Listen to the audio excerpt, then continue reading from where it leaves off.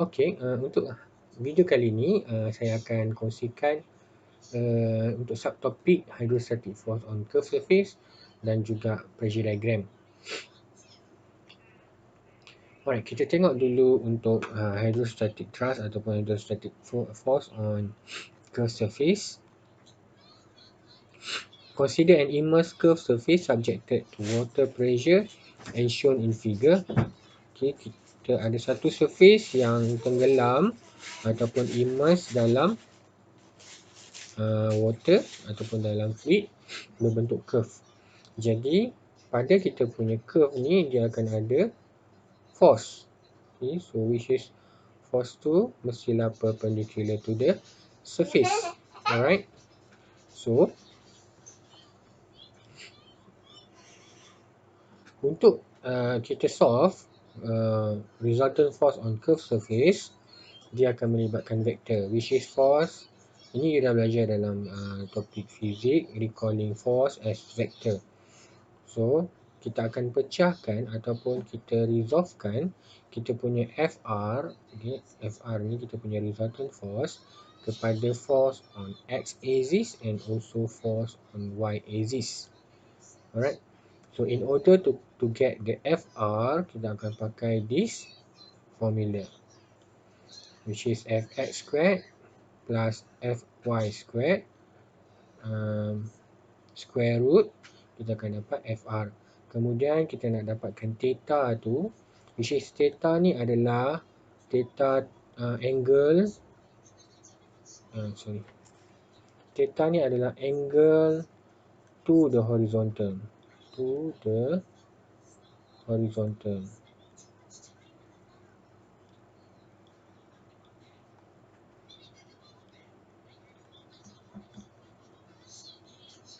Maksudnya di mana dia punya kedudukan adalah theta tu, kedudukan dia daripada horizontal ke kita punya FR. Ini kita punya theta.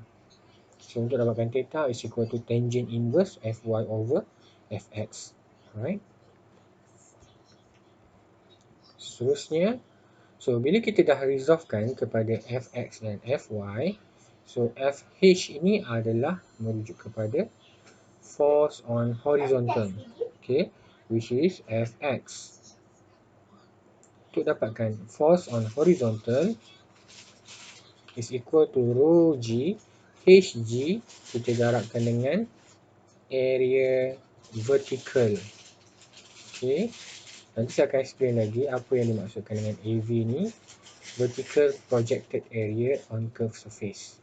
Okay, kemudian untuk dapatkan Fv pula, force on vertical, which is equal to rho g kita darabkan dengan volume.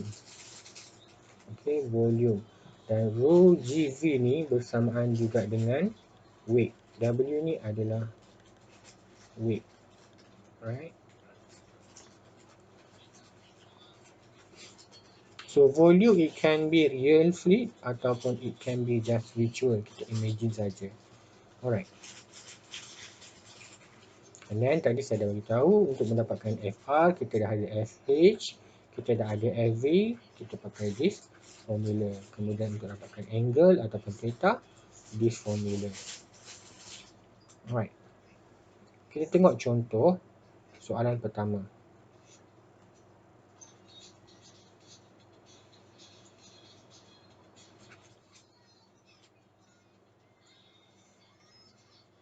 Okey, contoh soalan.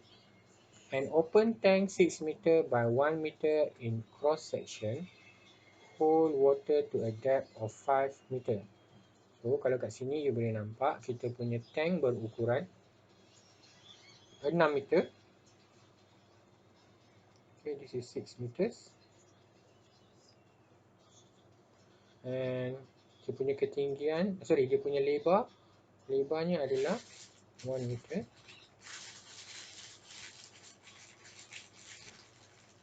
Okay. Dan dia punya kedalaman air adalah 5 meter. Okay. So, kedalaman air adalah 5 meter.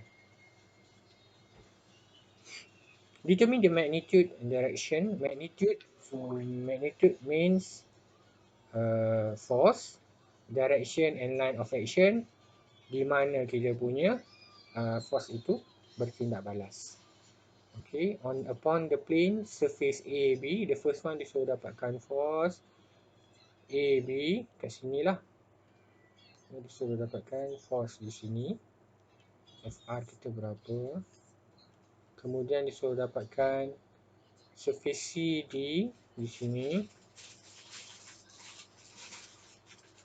Okay. Kemudian curve BC.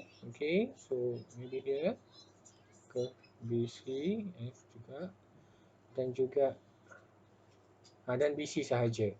Okay, so first one kita dapatkan dulu resultant force on surface AB. Okay, so you boleh nampak pada soalan kita punya surface macam ni kan. Okay, so kita akan ada resultant force Dx. So ini adalah A dan ini adalah B. Okay, so macam mana nak dapatkan this resultant force? Kita just apply formula FR. Okay. Kalau you boleh nampak, ini kita punya surface ni adalah dalam keadaan tegak, betul? So dia incline pada sudut 90 darjah. So kita akan pakai formula incline FR equal to rho G HG darabkan dengan area, which is 9810 darabkan dengan HG kita.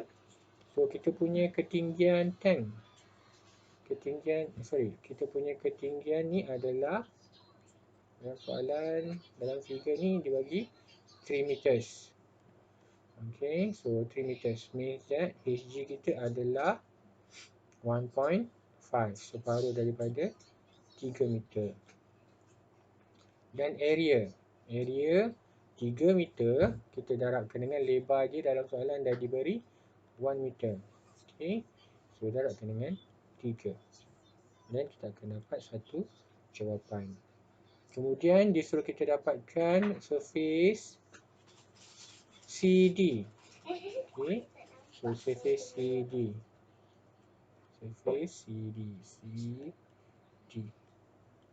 So akan ada force bertindak balas. Okay, so untuk dapatkan F is equal to rho G H darabkan dengan area. Okay, for this case, kenapa kita tak ada HG? Sebab HG kita perlu ukur menegak. Maksudnya macam ni kan, kita ada surface of water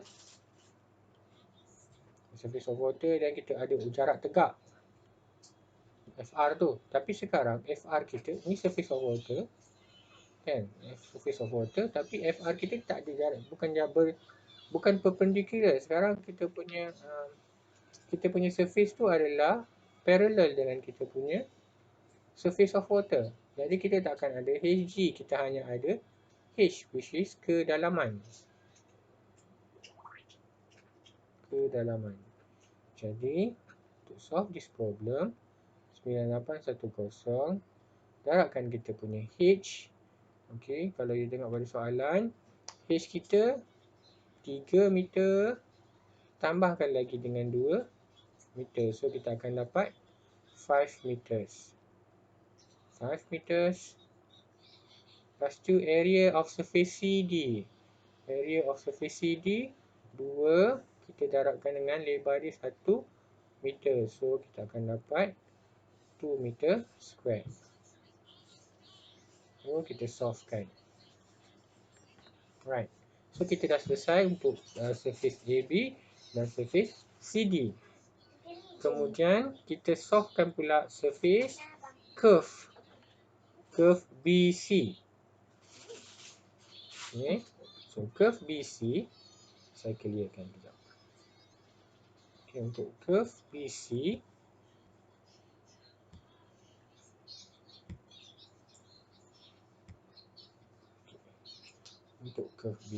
so kita ada satu tank, kemudian kita ada curve, macam tu kan. So AB, BC. So somewhere here. And jarak ni 2 meter. This one is 2 meters. This one is 3 meters. Okay. So for now, kita nak dapatkan resultant force.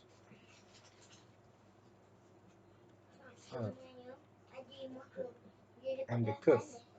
So, tadi saya dah tunjuk, kalau untuk curve, kita akan resolvekan kepada FH dan juga FV.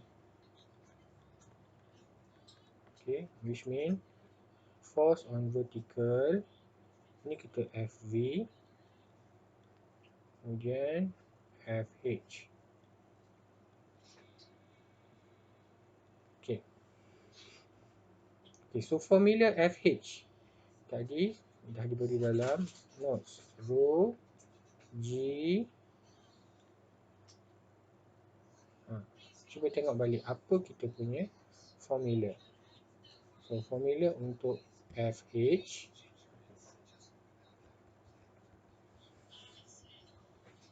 is equal to rho G. HG darabkan dengan area. Okay, so area tu nanti saya akan explain. Kemudian FV is rho G V.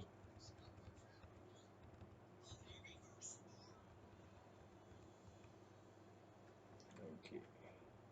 So rho G HG darabkan dengan AV. Kemudian yang ini adalah rho G V displacement atau bersama juga dengan W weight. Okay, kita solvekan dulu untuk HG. Sorry, untuk FH. Right, FH kita identify dulu kita punya HG. Okay, so sekarang kita punya diameter, sorry, kita punya radius adalah 2 meters. Jadi di tengah-tengahnya adalah 1 meter lah. So kita akan ukur 1 meter. FH adalah 1 meter plus another 3 meters. So kita akan dapat kita punya HG adalah bersamaan juga dengan 1 meter tambahkan dengan 3 meters, kita akan dapat 4 meters. Okay. Kemudian A. A adalah, okay, so sebagai contoh,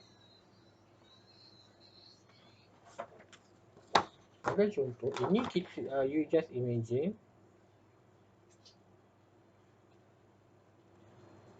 okay, sebagai contoh, kita ada satu curve. Okay, kita ada satu curve. Bentuk curve macam ni.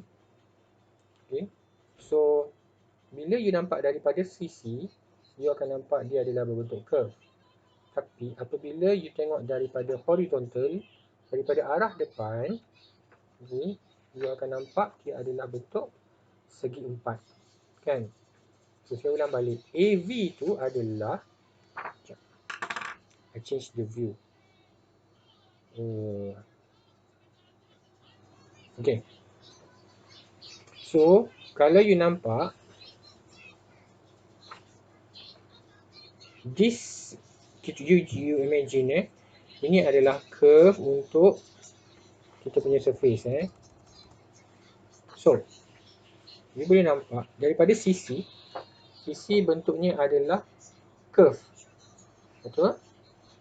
So sekarang force akan bertindak balas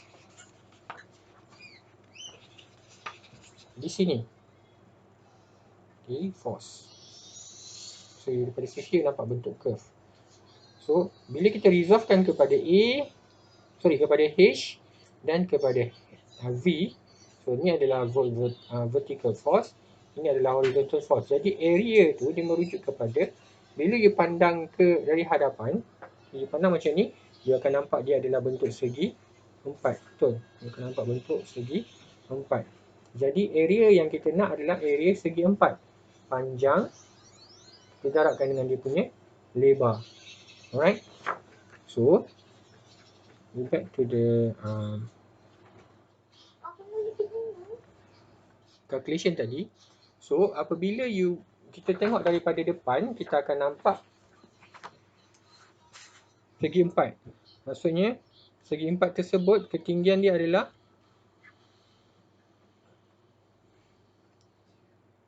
2 meter.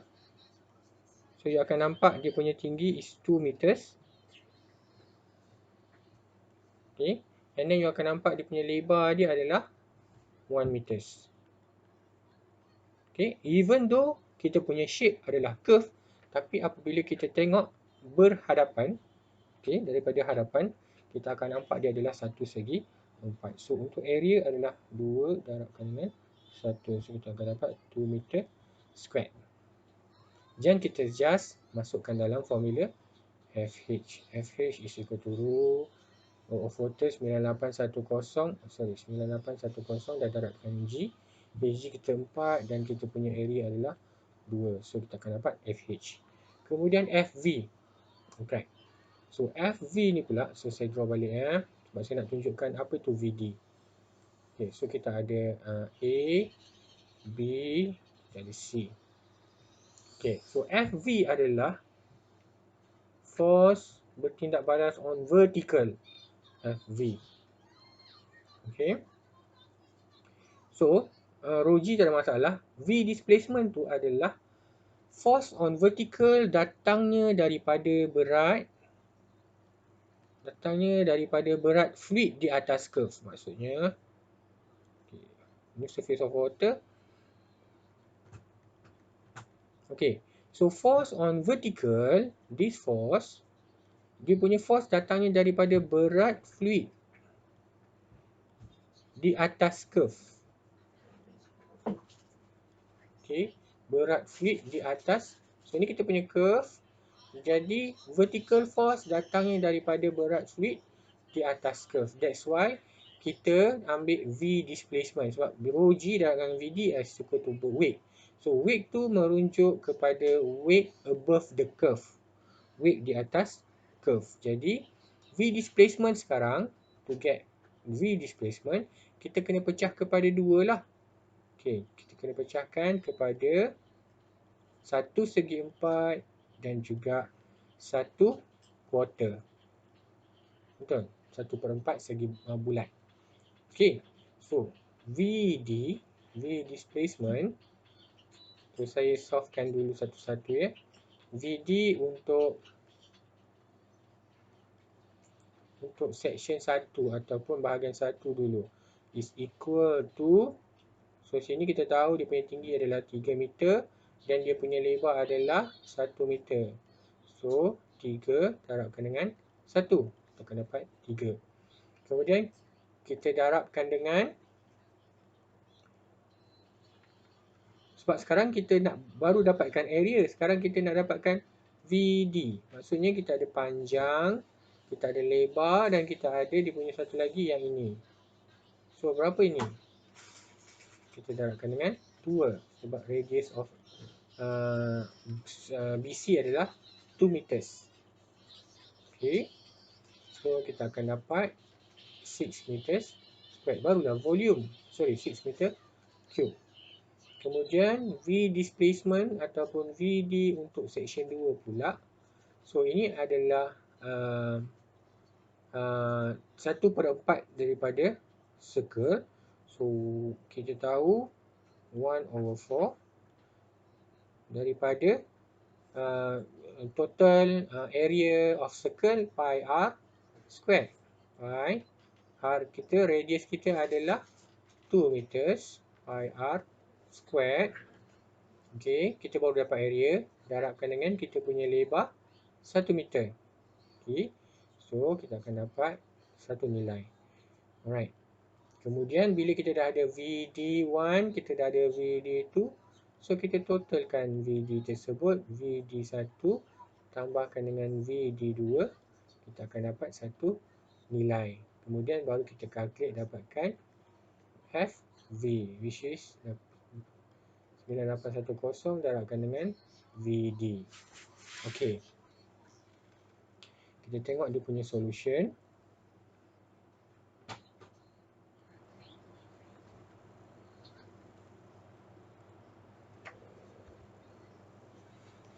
Alright, so untuk AB saya dah tunjuk tadi. Kemudian CD. Okey, yang saya tunjuk ni hanya untuk FR dulu ya, hanya untuk FR sahaja. Nanti saya akan explain pula untuk dapatkan HP. Okey. Lepas tu untuk surface BC. Alright, so kita dah ada tadi FH. Okay, 8 kita darabkan dengan 9810 darabkan dengan 8. So kita akan dapat kita punya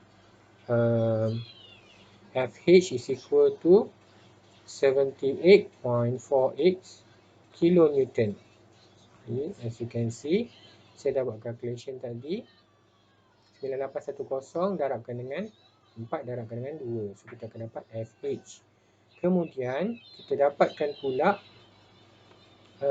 FV. Okay, so ini adalah quarter ataupun 1/4 daripada 1/4 daripada circle. Okay, lepas tu kita tambahkan lagi dengan yang bahagian atas tadi saya dah tunjukkan. So kita tambahkan dengan yang bahagian 1 tu. Lepas tu kita darabkan dengan 1 sebab dia adalah volume, lebarnya 1 meter. Jadi kita akan dapat 18.566. And then daripada sini kita boleh dapat kita punya FR, which is square root FH squared. FH squared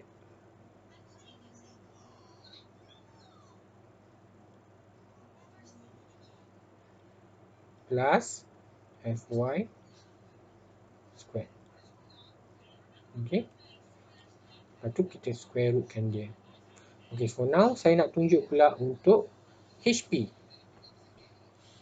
Ataupun kita nak dapatkan dia punya angle of the FR. Alright.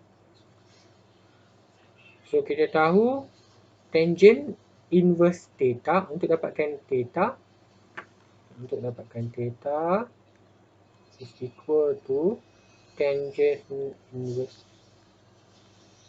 inverse FV over FH. So kita simply ambil terus FV kita, tangent inverse FV kita calculate, kita dapat 182.136 kilonewton. Kita bahagikan dengan FH kita adalah 78.48 kilonewton. Dan kita akan dapat theta kita is equal to 66.7 degree. So meaning that daripada kita punya nilai FR kita dah dapat tadi, which is FR sama juga dengan 198.325.